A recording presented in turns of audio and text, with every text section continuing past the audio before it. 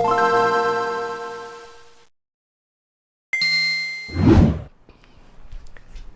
is up everyone, Tristendo here. The latest iPad Air and iPad Pro 11-inch both feature the M1 chip.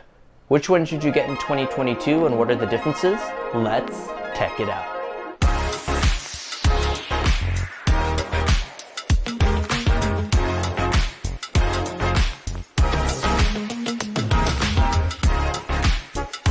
At a glance, it would be easy to not distinguish the two from the front based on design alone.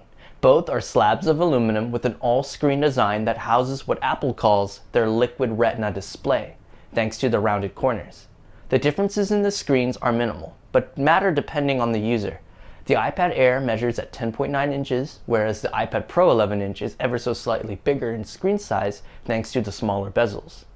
The slightly thicker borders on the iPad Air won't be a deciding factor for most people, as it isn't noticeable unless compared side by side. Where the screen technology really matters is in refresh rate. The iPad Pro has the 120Hz ProMotion display found in the iPhone 13 Pro models and its bigger 12.9-inch sibling. What this means is that drawing, swiping, and navigating the UI on the Pro iPad is a much smoother experience. That's not to say that the Air feels slow. The animations in iPadOS are fluid and responsive, and unless you are used to 120Hz on other devices, you won't be let down by the refresh rate of 60Hz on the iPad Air.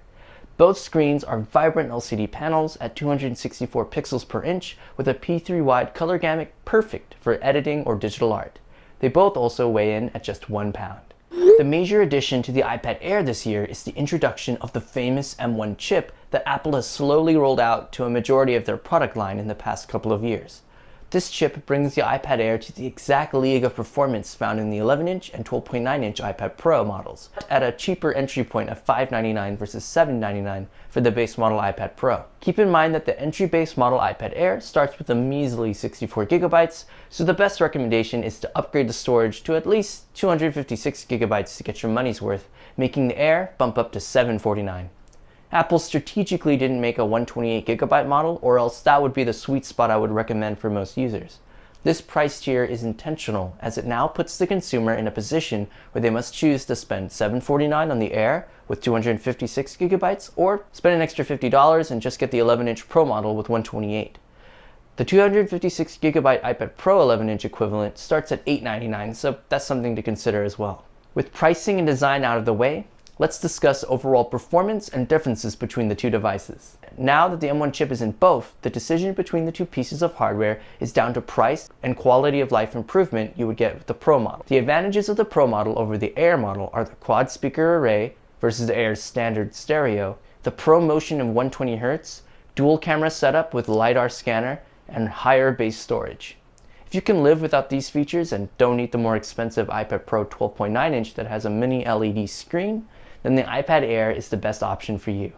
The base models can play all the same games like Genshin Impact and run the same intensive and creative apps like Procreate.